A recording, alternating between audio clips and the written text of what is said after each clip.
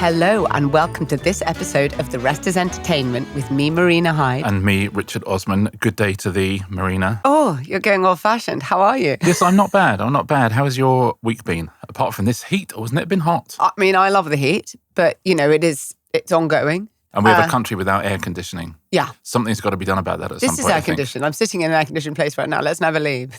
That's a really good idea. Yeah. That's why podcasting has grown, because everyone's just trying to get out of the heat. Anyway, listen, we're here to talk about the latest, freshest show business news. It's a lowbrow festival today, Richard. It really is, isn't it? It really is. Even for us. We've got the Beckham developments in the Beckham family feud after a quite astonishing vow renewal ceremony involving Brooklyn and Nicola. You love a vow renewal ceremony. Well, they didn't happen in the old days. This is something that is entirely related to magazine buy-ups and online and social media. Yeah, the only time they used to happen is when a marriage was seriously failing. Yeah. Or someone had forgotten to buy something for Valentine's Day. Yeah. Now it's PR. We're also going to talk about the Real Housewives franchise. Real Housewives of London has just launched. We're going to talk about the history of that, what it means, what it is. It's a very peculiar phenomenon. It means everything, but also nothing. Yeah. Yeah. And we're also going to tell you who's going to win Strictly Come Dancing this year. The lineup has been announced. I think there are a couple of curveballs in there, which we will be talking about. That tell us something about British television, I think, and British culture. But we will go through all of that later on. But should we start with the Beckhams, or should I say the Beckham-Peltzs? The Beckham-Peltzs. Now, we've discussed before on the podcast the sort of Beckham family feud, the idea of a feud between the original Beckham family, the OG Beckhams, and Brooklyn, the firstborn, and his wife, Nicola Peltz. They married 3 years ago in a big ceremony.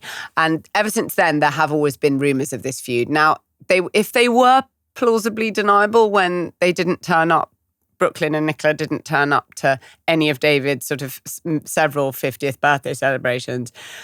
If it was plausibly deniable, then it definitely isn't now, because this week, Brooklyn and Nicola unleashed a sort of huge photo dump of pictures from their very big wedding vows renewal ceremony. That's a very quick wedding vow renewal ceremony. It's almost like it's making a point about something. Because after 3 years, what is it that's happened in the relationship that you're thinking, you know what, I would like to, I mean, I say to Ingrid all the time, if I could marry you every day, I would.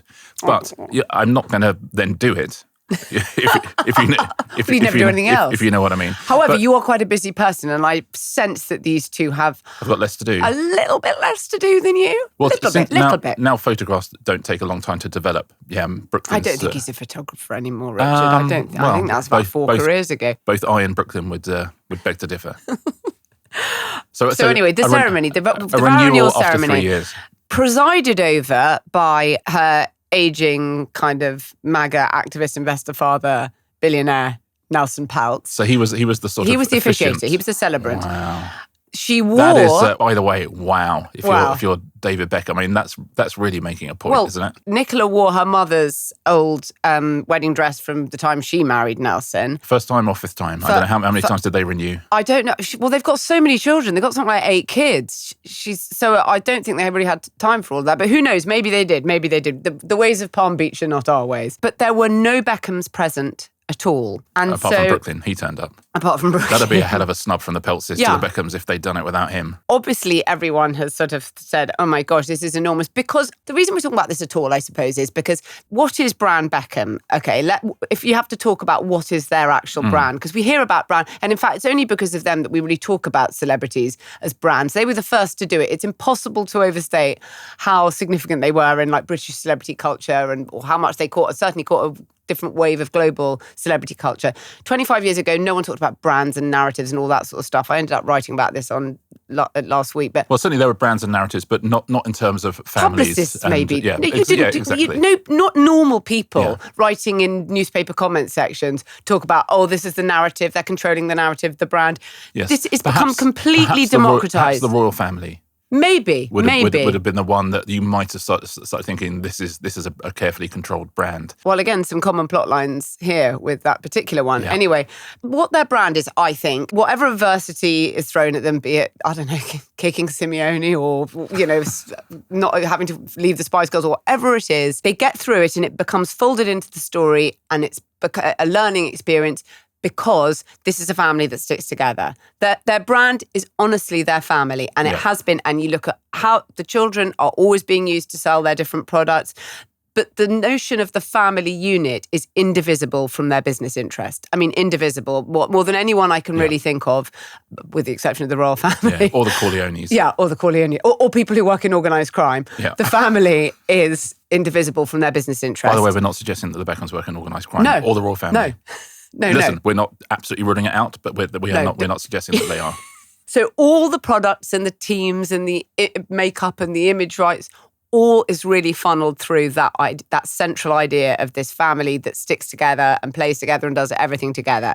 So what happens when there is so clearly and undeniably a schism? Because one of the weird things about it all is that if you think about how they started, the Beckhams, when they were together, and we've talked about this before, so I'll skip over it relatively quickly, but they immediately monetized the relationship in the family. This was the years of OK magazine, and so they sold, Brooklyn was sold before he was born. The fact of his existence as a sort of embryo was sold.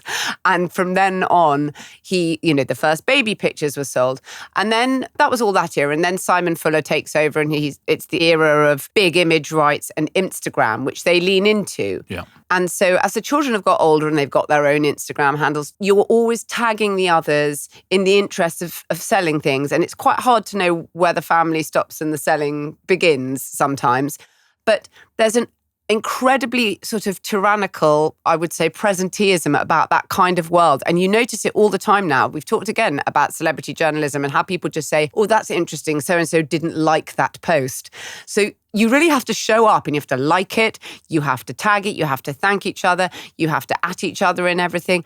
And if you don't, then people start reading the runes. And there are a million criminologists who will look at it and say, something's afoot here. And they've been doing that for a long time. And they did it over the wedding, Nicola and Brooklyn's original wedding in Palm Beach, which, by the way, I feel we have to go back to the text messages. Obviously, there was a legal case against one of several sets of wedding planners they had. And if you actually go back to the text messages, these are some of the sacred texts of this. She does have the slight vibe, doesn't she, Nicola, of a right little madam. But anyway, we don't know. But she's saying the roses aren't white enough. Oh, wow. The white roses are not white enough. Oh, really? I asked for our invite list. Invite. She's so rude about everything. Brooklyn, bless him, his texts are things like, we should do a Brooklyn burger, like double or single burger, and a Nicola burger, which is not bun, and it's lettuce instead of bun, and meat for the girls. Nicola replies merely with a vomit emoji.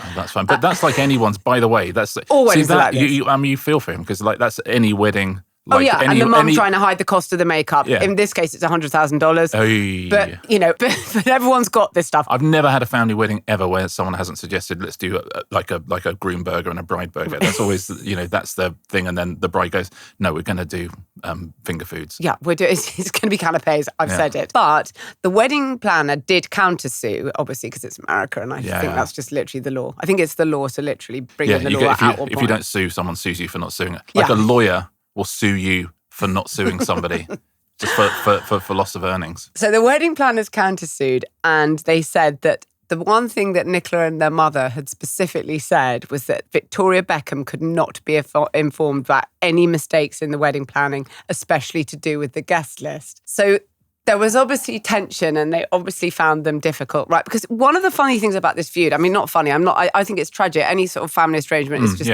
totally awful. The thing is, we don't really know the real story. But one of the things is, we know it exists, but we don't really know what it's about. Were they difficult in the run-up to the wedding? What was there? It's very interesting to see that one of the guests who attended the vow renewal, who's a great friend of Nicola, put on Instagram and then later deleted. This is the way that all of these things happen. Go on, Columbo. Put it on and said they've had the courage to walk away from a toxic family. Everyone's kissed the Beckhams' asses for ages. Man, come on. All this sort of stuff. You see, again, people follow the digital footprint of all of this. There was a point where Cruz Beckham said something like, it's Daphne Stockholm syndrome. People found these messages and then they were all mysteriously deleted. Quite apart from the family being away from that vow renewal, a lot of the friends were as well. So because they move in that nepo baby circle. Rocco Ritchie was not there, and Ace Gallagher was not there. The Gordon Ramsay clan, they weren't there. So all of Brooklyn's kind of traditional friends, they weren't there either. You can sort of see what's happened. And, that if you do come from I don't know if you can entirely see what's happened. In a way, you think you can see what's happened. I'm not sure that people do walk away from completely functional families. Well, what I'll say is this. I think that he comes from a very strong family, that's for sure. And there clearly is a lot of love there, but a family that has probably made kids jump through hoops they wouldn't ordinarily jump through. It's not like we're going to go see your nan on Sunday. Oh, God, we're doing an okay shoot. Oh, God, you're going to be a photographer. I think that he comes from a strong family. And you get to a certain age where you think, actually, I'm not the absolute result of my parents. I'm my own person. He's gone over to America to a very, very strong family. Can I just say, the American money snobbery where the Beckhams are nothing. Well, the Beckhams are he's basically had to sign a prenup. I don't think David and Victoria thought that it would be their son signing a prenup when he got married. The Beckhams are worth about $500 million. And the Peltzes are worth an awful Many lot billions. more than that. And I think they've accused the Beckhams of being tight. You're like, okay, I wonder what tight means when you're in that world. It's so nuclear. So I think he stepped from one strong, controlling family, but at least who we know love him, into another very strong, controlling family with a wife that he clearly loves. And so I imagine he's just thinking, do you know what? I'm my own person. I'm Brooklyn. I've got a support network around me here. This is me making a point to the rest of my family.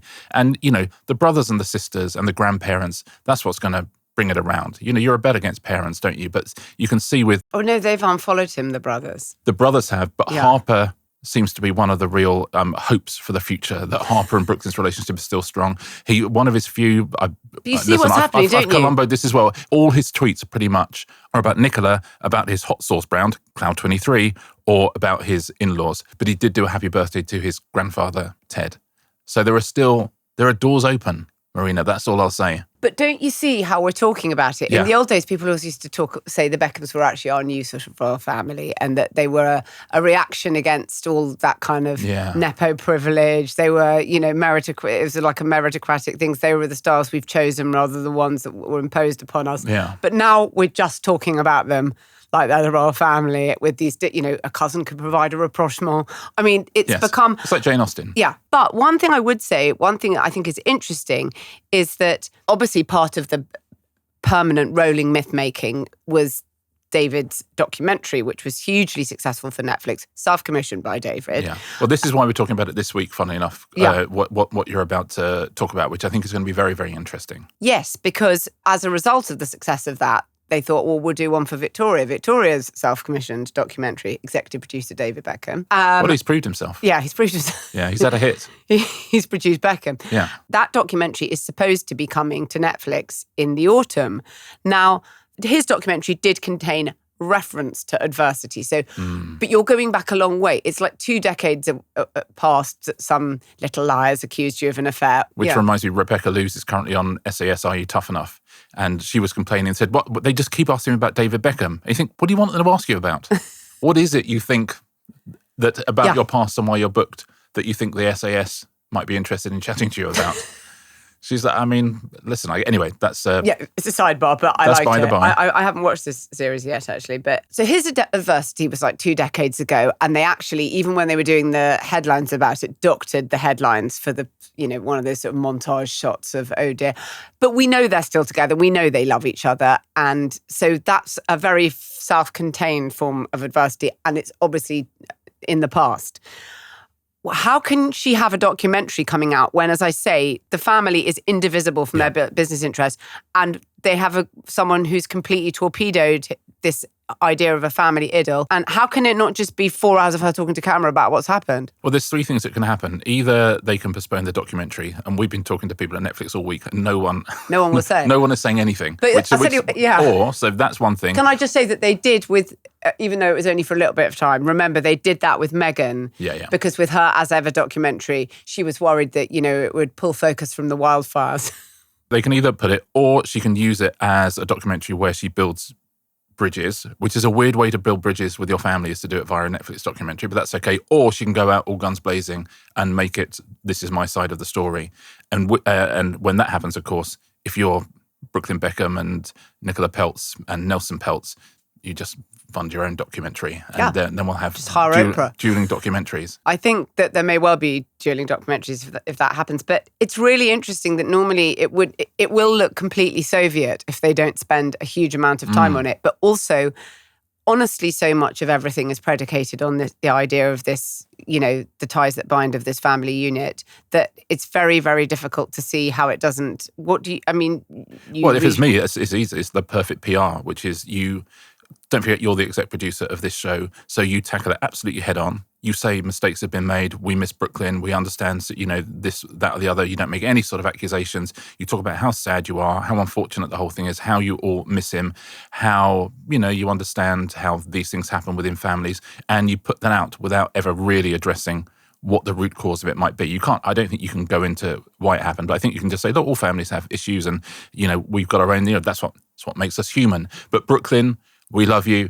You'll always, your brothers and sisters love you. And, we've always been a family. We will always be a family. Anyway, now let's look into Miami and David. But don't you then have all her friends who are already starting to come out of the woodwork saying, they've endlessly manipulated the media. They're doing it now. Look at them. They're doing it now. Because that has always been the Achilles heel of the Beckhams, the Beckhams, the idea that they are pulling all the strings and that they're manipulating the public, and that there is a narrative that they've planned out, and it's cynical, and they're selling something that's not completely true. So you almost open the floodgates, and it's very difficult because there are so many moving parts, and they obviously have no control over what the other side says. But the other side, God love them, are not the brightest. And that is, we've got to acknowledge that I don't necessarily think you could imagine that Brooklyn himself would think as strategically as he might. And so what are you going to do? You're going to run the risk that they do a Harry and Meghan or the interview, or that their friends start coming out and saying, no, we're going to plant stories via our friends, like you have. Genuinely, I think it's fine. I think it's inevitable that that's going to happen anyway. I think it's 2025. Nobody anywhere in the world has changed their mind about anything for the last, I would say, 10 years. And nobody's going to change their mind about anything until about 2031, when we get over this little part of our culture. I think people did change their mind about the Beckhams. I think that people found them all sorts of ridiculous in their kind of peak tabloid, their first peak tabloid era, maybe we should say, but they found them all kinds of ridiculous then,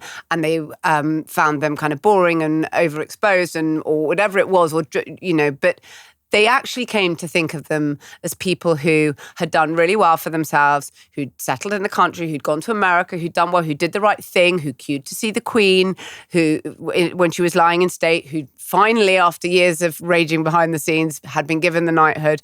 And I think there was a certain sort of order and calm and kind of respect bestowed upon the House of Beckham, which has now been torpedoed. I don't think it has. I don't think anyone who respected the Beckhams no longer respects them, and I don't think anyone who didn't respect the Beckhams now respects them. Well, what they think is that it's all his fault, and that it's his and the wife's fault. That's what they think. That's what people think, that the Beckhams have done nothing wrong and it's all his and the wife's fault.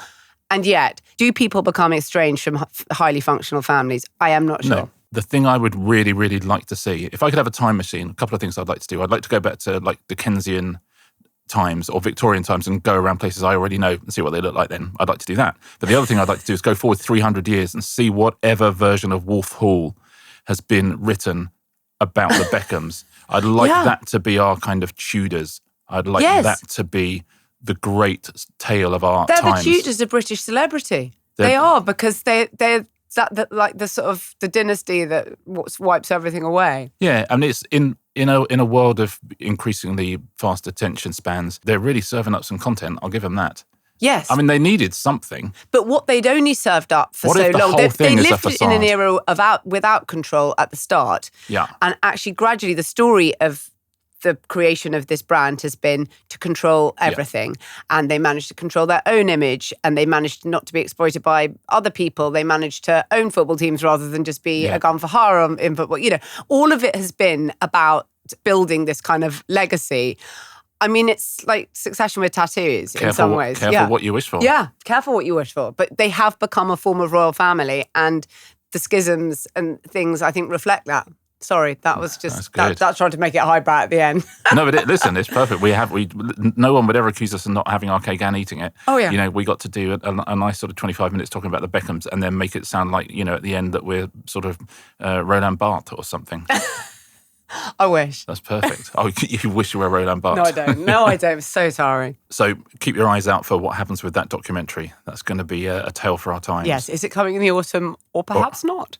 And if it does, what's in it? And, if you were writing this great saga, the supporting cast is incredible. The big rapprochement, may not come through Ted Beckham or Harper Beckham. It might come through Elton John, who is... He's done his best. He's taken them out for lunch in the south of France. Brooklyn's godfather. Yeah. They had a long lunch in Saint-Tropez. In the most centre table of a vast restaurant. Like, if you were picking a restaurant where everyone could possibly see this was happening, you'd pick this one. And you said, just put me right in the middle. Yeah, on one of those plastic lawn chairs.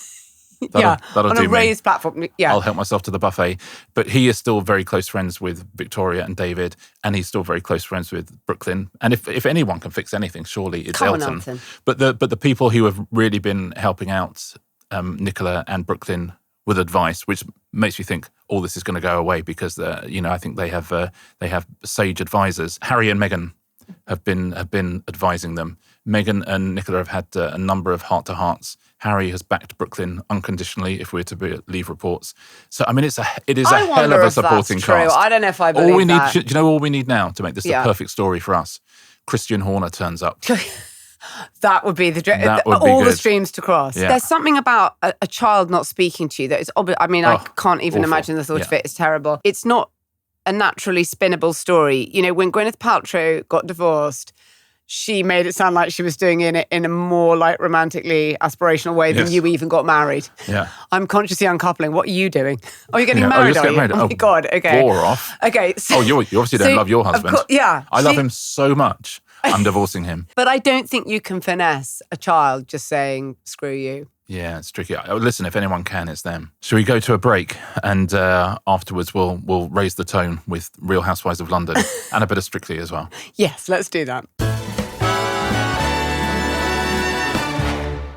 The year is 1977, New York City. The city is broke and crime-ridden, but disco is king. Two New Yorkers, one a vivacious party animal with the world's greatest contacts book. The other, a straight-laced lawyer with a keen eye for profit. Decide to throw the greatest parties that America has ever seen. From pop art pioneers, dancing grannies and white horses, famously. To dead bodies in the air vents and a criminal underbelly that would even make the most hardened gangsters blush. This is the true story of Studio 54, the 70s New York nightclub that will always live in infamy and legend. Only available to AAA members on Friday. Join now at therestysentertainment.com. This episode is brought to you by Sky Sports. The curtain's about to rise on a new Premier League season, the national soap opera with 20 clubs chasing glory, redemption or simply survival. And this year, Sky Sports will show 215 games live compared with last season's 128. It is an episodic drama with no time for rewrites, 4 fixtures a week and, for the first time, every final day fixture shown live, all in one place. 10 months of unscripted theatre, new heroes and old rivalries, from final act twists to title challenges fading to black. If football is theatre, this is the main stage. Sky has 80% of all televised Premier League matches, so you can watch your team more than ever. Fulham may not be up for best performance in a leading role, but I'll prepare an acceptance speech, just in case. Upgrade today to take the best seat in the house. All the highs, lows and controversial in-betweens unfolding live chapter by chaotic chapter. Search Sky Sports Premier League or go to sky.com. Terms apply.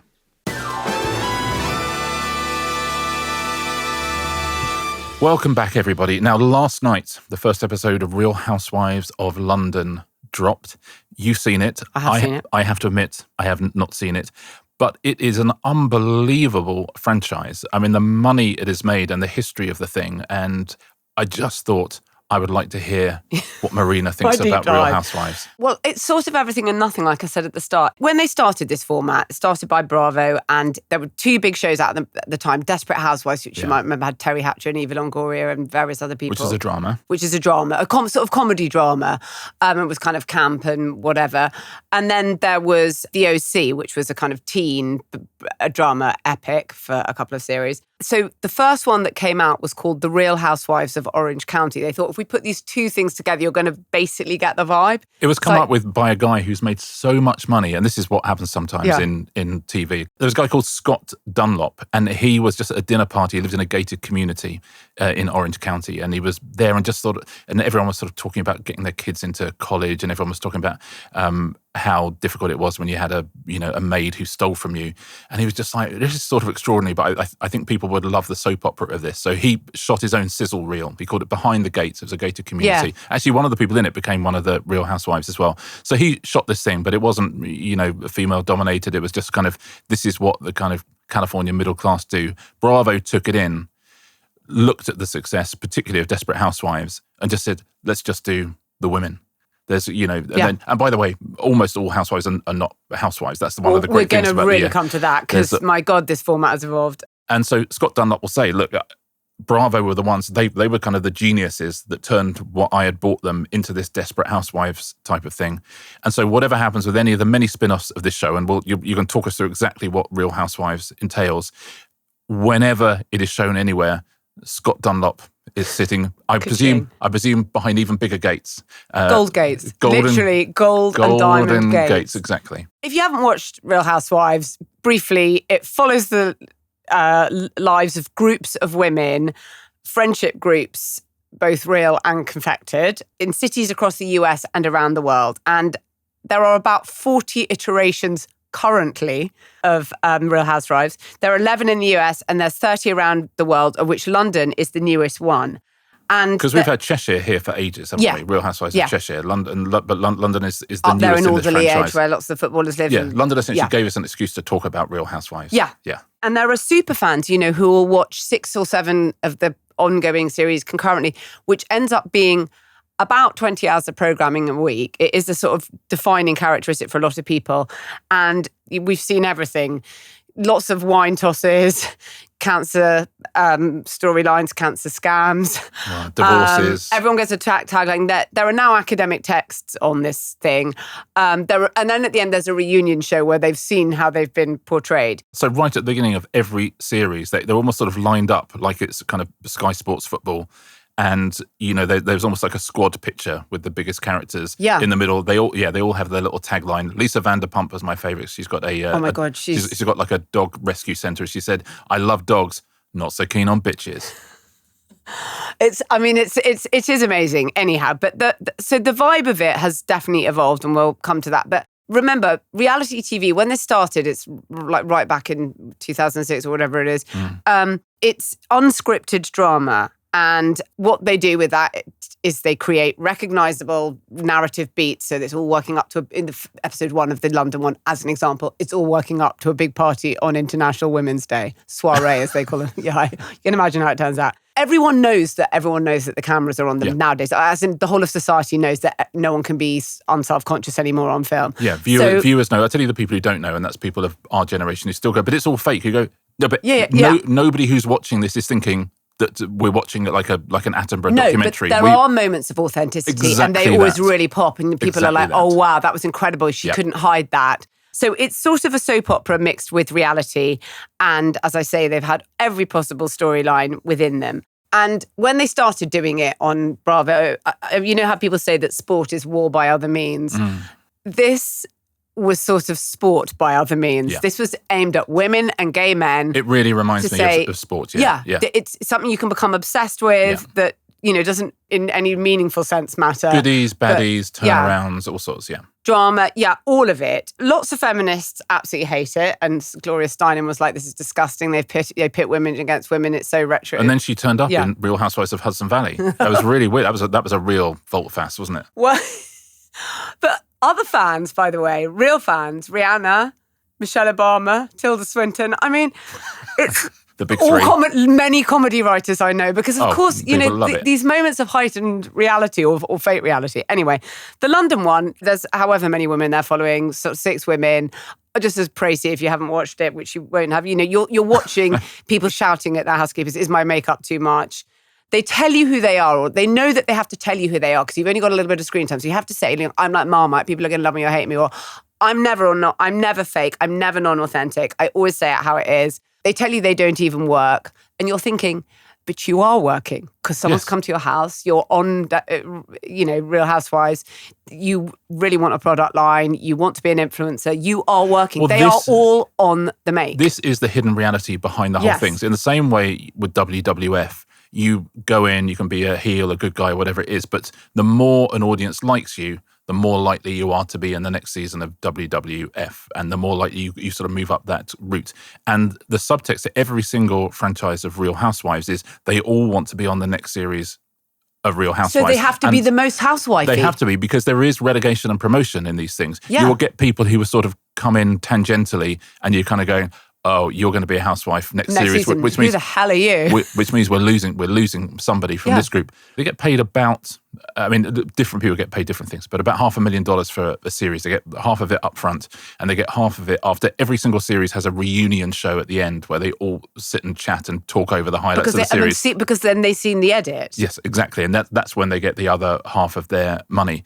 And that's become so iconic, the reunion show, that when all of Trump's administration were caught on that signal chat about bombing the Houthis, Andy Cohen, who hosts the union shows, literally went on social media to say, please let me host the reunion. Because the whole point is, everything's like Real Housewives. Yeah. Andy Cohen's amazing. This is a sidebar again. He's amazing. Yeah. He was a Bravo executive, really. Yeah. And now is, does all the reunion shows. He does all the what are we watching type shows, and is absolutely like a god across that universe of things. And he is, listen, I don't approve of executives becoming TV presenters, but he is really, if there's a king of the Real Housewives universe, there are many, many queens. Yeah. And but certainly not any of the husbands. They're some of the king. wettest men you'll ever see. I mean, the two on the episode 1 of the London one, you see only 2 of the husbands, who I think are probably the 2 wettest men in London. I've never seen anything like it. But that's the joy of the thing as well, because you think, the husbands have all sort of had to say okay, and the kids have had to say okay, we'll do it, and they've all got their different reasons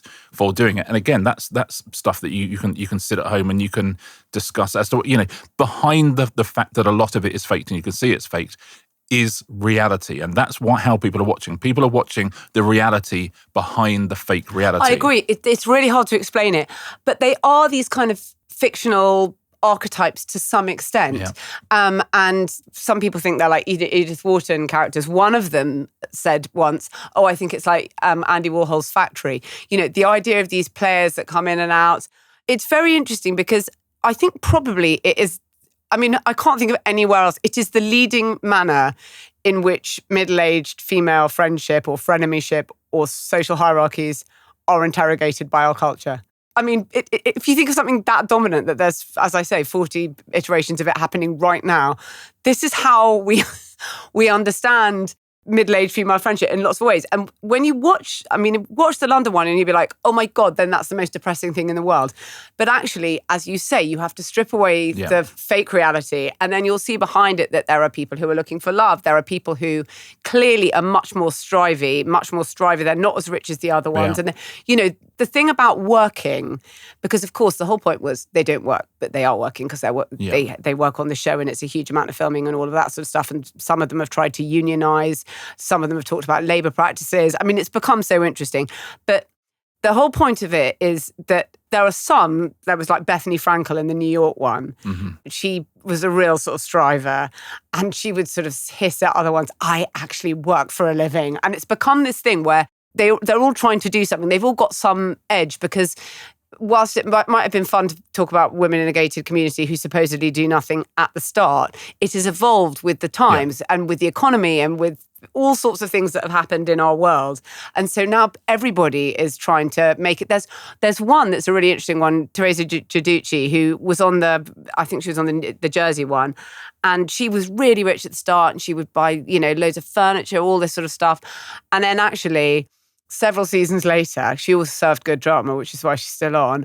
But, they'd lost all their money. She was out there as the breadwinner. She was teaching her daughters to make stuff for her cake business or whatever it is. There's a woman with a cake business in the London one, and you get the feeling that she's not as rich as some of the other ones. Oh, really? And they're all, otherwise there's lots of things, the tropes are all the same. Those sort of grim walk-in handbag closets. No, thank you. The neon wall signs, or that sort of neon wall sign. That's the thing that, you see that in every episode of Real Housewives, but you see that in every episode of Escape to the Country as well. Yeah. The neon wall sign is It brings everyone together. Yeah, it's the worst. But there's one called Panthea. Panthea? Like yeah. Panthea Turner? Yeah, Panthea Turner. Panthea Turner. Panthea in this one. But she knows instinctively, she more than any of them knows that she must retain her position, as you say. So she knows that what she's going to have to do for the International Women's Day party is turn up late, immediately start an argument, like immediately. Yeah. Like she literally is saying it as she's getting her coat off. And she knows how to behave like a housewife. So as you say, the level of artifice has become in such a way that no one minds that anymore because that's all we have. But all also, of our culture is a simulation. So what's the difference? But it is. And again, for anyone of that whole generation who were born after Big Brother, it is easy to watch those things and go, oh, but I mean, surely you can see that that's set up. And yes, the point would be they can see that was set up. They absolutely can. In the same way, they know that wrestling is fixed, right? They know wrestling is fixed, but they also know behind the event that you see on television, there are real human beings all fighting for contracts, all making money, all of whom have real friendships and not real friendships. And you can attempt to decode what the reality is by looking at the non-reality. And, also, that's what I find drama fascinating. In which you are not involved. It's like, oh my God, this enormous drama just exploded on my friendship WhatsApp group. Except it didn't. I can just walk away from this anytime I want. It's interesting how many people say, oh, I really got into it in the pandemic, or when my dad died, I started watching it, or so many people come to it at a time of personal trouble because it's escapist, but there's also something about it. Maybe when we're going through those dark times, what we want is these kind of grim, as in GRIMM, as well as the other one, fairy tale archetypes. But it's sort of aspirational glamour and relatable heartache. Yeah, but at the same time. It's not, they always try to make it not aspirational in a weird way. It's so rich and they've got all this money. They talk about money incessantly in such a ghastly way. But what you're supposed to think is, but they don't have, you're supposed to see that it's a flawed and unsatisfying world. And you always have been. And that's been right. That's the actual constant. And yet everyone aspires to be on it. Yeah, and yet everyone... So that's what I mean by aspirational. It's not aspirational as in I would like to live the life that is being shown on screen. It is aspirational as in I would like to be a real housewife. Oh my God, that's one of my anxiety dreams. No, I wouldn't. But yes, I know what you mean. And we see it, and it's absolutely led to all sorts of things. Made in Chelsea, Anyways, Essex, all of this kind of stuff, Below Deck. All of these shows, there is a fake reality to them. But because we don't just watch television passively now, because every single time we watch a television program, we could follow every single one of these people on Instagram. Yeah. Okay, we can see what it is they're doing. We can find out what the truth is behind the fake truth that we're seeing. And that's a fun game for people. That's really, really compelling for people. But I just have to reiterate, nobody is watching this thinking I am watching reality. No. But they are watching reality, but it's a reality that they will find from lots of different places. I totally agree with you. And I think that there's something very, as I say, like the way we've been talking about it, it so obviously means nothing and yet it means everything. It's really hard to say. We've done a lot of that today. But I know we have. But if you think about this show, more than probably anything else, is one of the most memed things on the planet. If you ever see a meme or a GIF and you don't know where it's from, it's from Real Housewives. It's from Real Housewives. Without any question. Yeah. So what does it say about our particular era, our cultural moment, that this show, more than anything else, is the one to which people go for their little quick online reaction things, and it's become a sort of form of a lexicography all of itself. I think that's really interesting, and that those women create these moments that then just flutter off and mean something in your WhatsApp group or when we're talking about politics. It's really interesting. When I started writing about politics in a different way, when I actually think I've sort of found my voice writing about politics in some ways, is when I thought I'm no longer going to write about politics in the way that I've tried to before, which is to do it quite seriously and try and copy lots of men who wrote about it quite seriously and actually always slightly look down on you because you didn't know something that happened with the Liberal Democrats in 1989. And then I thought, but actually, I just want to talk about it in terms of pop culture and have and filter it through that particular prism, because I think everyone understands that. And also it's more fun, and that's how we talk and that's how we live now. And it's a much more fun way of talking about these things.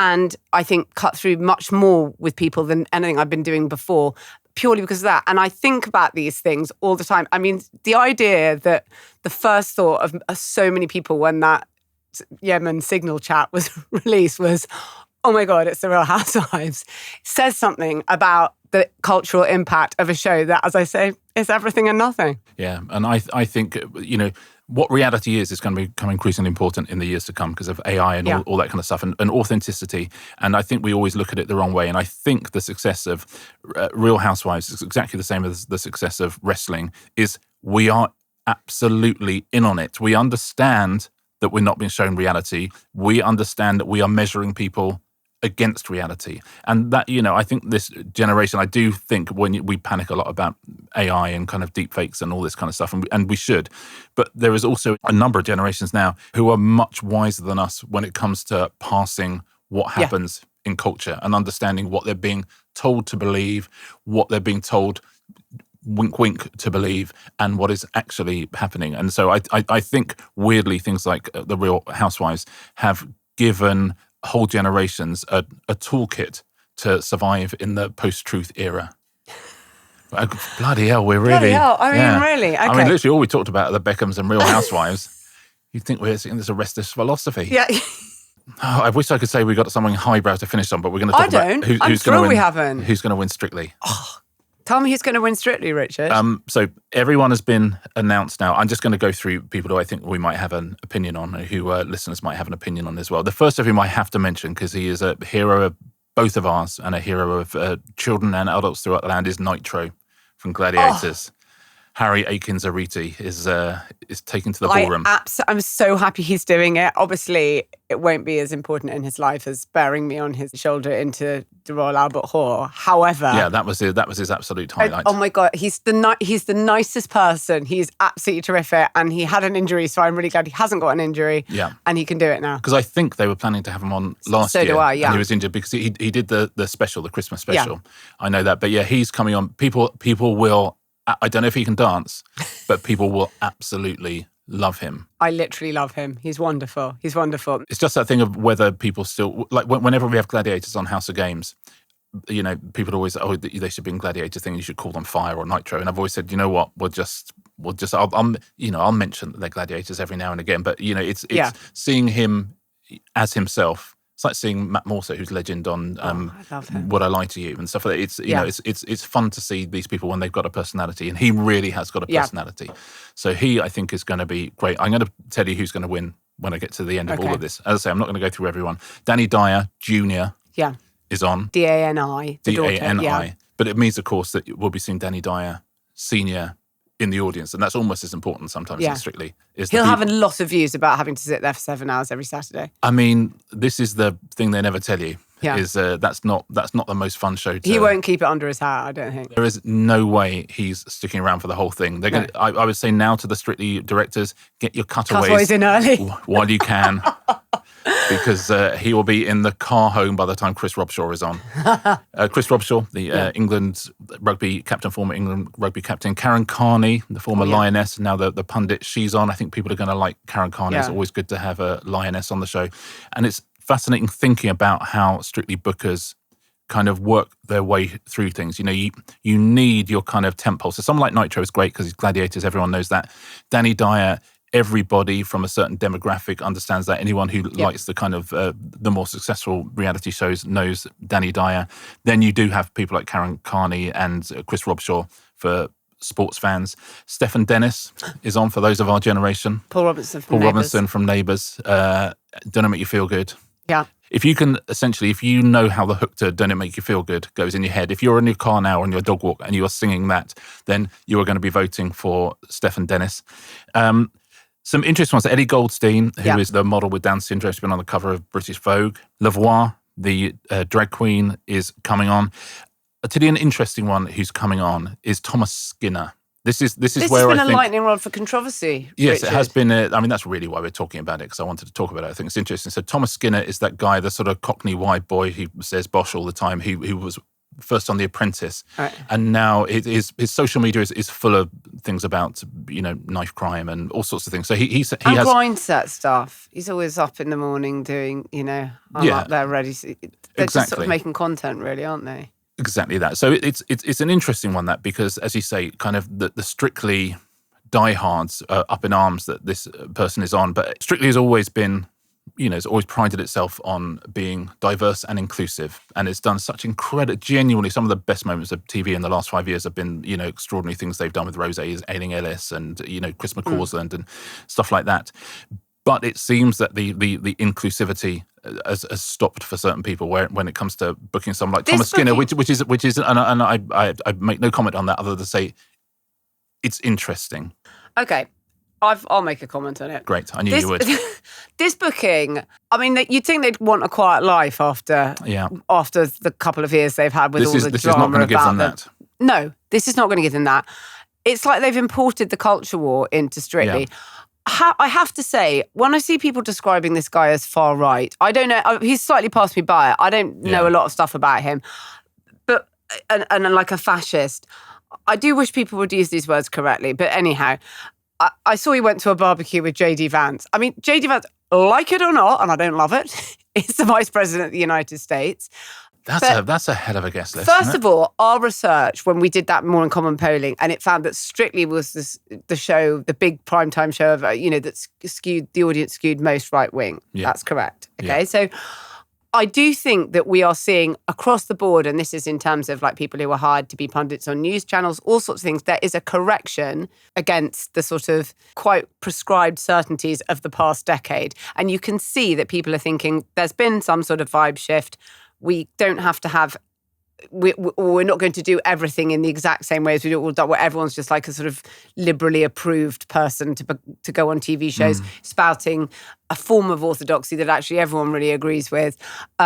He's still going to be dancing. He's not going to be, I don't know. I think it's quite interesting. I think we're seeing corrections, and I'm interested that they would. I can imagine the meeting that went on where he was okayed, and I do think culturally it's probably good to have Thomas Skinner on a show where there is a drag queen and there is a Down syndrome model, and there are I don't think it's necessarily a bad thing to have him on that show in that group of people, and we're allowed to see these people on television. We're allowed to sort of, and also to have them mix with a group of other people. The more you kind of entrench somebody and, the only people they can hang out with are JD Vance, that's when we have a problem in our culture. The problem in our culture is not that, we're all too similar to each other. It's we've absolutely siloed everybody. And Strictly has been unbelievably good at showing shifts in attitude, shifts in society, just showing, not telling, always, always, always. And I think that it's not crazy. They've lent into the vibe shift. They've lent into the vibe shift, and listen, we may be in the same way that people thought it was a good idea having Donald Trump on The Apprentice. Maybe in 5 years' time we'll all say, "Oh my God, it started with Strictly." Like Boris Johnson doing "Have I Got News for You?" said that was a great idea, and maybe we'll say, "Why on earth did they do that?" But I do think it's a booking that is controversial, but it'd be better if we lived in a world in which it wasn't controversial and we could get this group of 15 people and we could see their differences, and we can see their similarities, and we could see some empathy from everybody. But it's, listen, I get it. I get why people are exercised. I'm sure you will, but I'm sure that we will see those things that you've just said. But I do think that people will work really hard to look for controversy simply because you can write news stories about it. And it will be an incredibly noisy B-plot to the entire series that as long as he remains in, and after that will be a conspiracy as to how he was voted out. Yeah, certainly if I were a national newspaper or an online commentator, I'd be rubbing my hands with glee thinking, great, I can use this to divide people. And my hope is maybe you can use things like this to unite people, because there's an awful lot of people in this country who disagree with each other, and that used to be okay. And if anyone can ever fix anything that's wrong with our country, it's Strictly. This might be a step too far for them, but I think it's a very, very 2025 move to make. I will say that. I do think it's brave. I do think it's probably, in our culture, probably quite a good thing to say we're allowed to have someone on who we fundamentally disagree with on the show. We really, really are, quite apart from him. If we move on to other people, Yes, George Clark, the YouTuber, is on. George Clarkey, who has like X million. I mean, whenever they talk about YouTubers, all they say is how many million followers are there. But he seems to have a lot. His dad is managing director of Aardman Animations. Oh, really? So he's one of the few people who absolutely bridges the gap between KSI, because he works with KSI, and Wallace and Gromit. So he's absolutely he's making money out of them both. George Clarkey, they call him. But again, it's fascinating to see how that works. Alex Kingston, that's a classy booking, I would say. And Vicky Patterson, who I think will be great. People will absolutely love her if you're going to put a bet on. If she can dance, she's a shoo-in. I don't know if she can. Ross King. Ooh. It's on Ross King, who always does the Hollywood Report on the Rain. I love Ross King. And people who know him always... He's a trooper. Is he the other kind of trooper? We'll have to see. We'll have to see him once he gets the shoes on. Is he a super trooper? But he'll be fun to watch. But I'm throwing all my weight behind Christian Nairn, who is the Irish DJ, but also is Hodor in Game of Thrones. Because I always think I would never do Strictly anyway. I always say I never have time to do all the training and have the affair. But Christian, they always think at 6'7" I'd be too tall to do it. Christian Nairn is 6'10".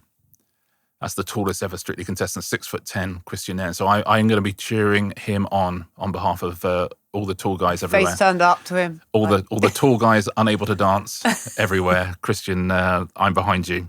Or Jimmy Floyd Hasselbank. But I do think that Thomas Skinner thing, I think is we've talked a lot about sociologically and philosophically interesting things. Yes, we today, and I think that is another one. I think we just have to sit and let it be and have a little think about where our culture is and why it is where it is and whether this is the worst thing that's ever happened or not. And, of course it's not. And perhaps it's not exactly. Can Strictly hold its fragile coalition together of viewers? I think they'll manage. I think they will. I think they will manage. It skews, as I say, it used to skew Tory, now skews very reform Strictly. So it's I think that's an acceptable booking. I really do. Richard, most importantly, because I value this, who do you think is going to win? I think if Eddie Goldstein or Vicky Patterson can dance, I think they will be the favourites. But I think without that information, Vicky says she can't dance, but often they say they can't dance. But I'm going to take her to her word. I would say Danny Dyer. Any recommendations, Richard? I'm going to recommend, I always love it when a new sports documentary comes along on Netflix, and SEC, Any Given Saturday, is my recommendation. It essentially follows a season in the SEC, which is kind of the universities of the South, Florida and all around there. And it's just, I love those things so much. I love them because, in the same way as, Real Housewives, they introduce me to people that I don't know and lifestyles I don't know. But also because it's American sport, I don't know what happens. I have no idea who wins. And I don't really know who these incredible coaches are who are getting kind of $18 million a year to coach a university football team. And I don't know who these players are who are, heading off to the NFL to be on multi-million pound contracts. So I'm literally just watching a group of people that I'm just getting interested in with no idea what's going to happen. Yeah. Well, thank you so much for that and for the whole lowbrow show, Richard. That was fun, wasn't it? We will raise forgive us, everyone. I hope I love it. Yeah, I loved it as well. We will be doing a Q&A episode, as always, on Thursday. And speaking of lowering the tone, for our bonus episode, we are doing the whole story of Studio 54, the legendary New York nightclub that burnt so brightly for such a short time. Anyway, that's for our members. If you want to sign up, it's therestersentertainment.com. And for everyone else, we'll see you on Thursday. See you on Thursday.